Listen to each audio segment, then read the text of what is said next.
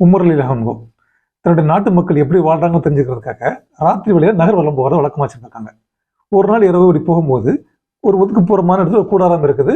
அங்கே ஒரு அழுகுரல் கேட்குது, சின்ன குழந்தை அழுகுரல் கேட்குது. ஒரு அம்மா எதை சமைச்சிட்டு இருக்காங்க, பக்கத்துலேயே பார்க்குறாங்க. அந்த சமையல் பார்த்தது எதுவுமே இல்லை. இந்த குழந்தைங்க அழுகுறாங்க. உங்களோட நிலை என்ன கேட்குறாங்க. எங்களுக்கு ஆதரவுக்கு யாருமே இல்லை, சாப்பிட்றதுக்கு எதுவும் எந்த வழியும் இல்லை. என்னோட குழந்தைங்க பசியால் அழுவாங்க, நான் அந்த மாதிரி சமைக்கிற மாதிரி ஆக்ட் பண்ணுவேன். அதை பார்த்து கொஞ்ச நேரத்தில் அழுது அம்மா சமைக்கிறான்னு நம்பி தூங்கிடுவாங்க. இது எங்களுடைய வழக்கமாக இருக்குது. ஆனால் ஒரு விஷயம், என்னுடைய நிலை, எங்களுக்கு ஆதரவுக்கு யாரும் இல்லை. எங்களை ஆட்சி பண்ணுறது இந்த கலிஃபா உமர், அவருக்கு இதுக்கு பொறுப்பு இருக்குது. நாளைக்கு இறைவனுக்கும் அவருக்கும் இடையில தீர்ப்பாக வழங்கப்படும்னு நம்ம சொல்றாங்க.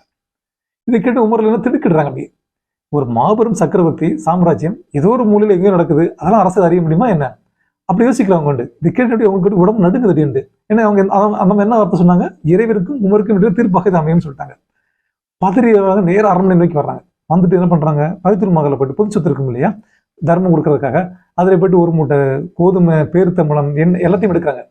உடனே பணியாளர்கள் வந்துட்டு உமருடைய கலிஃபாவிலே நாங்கள் தூக்கிட்டு போறோம் உடனே மறுக்கிறாங்க.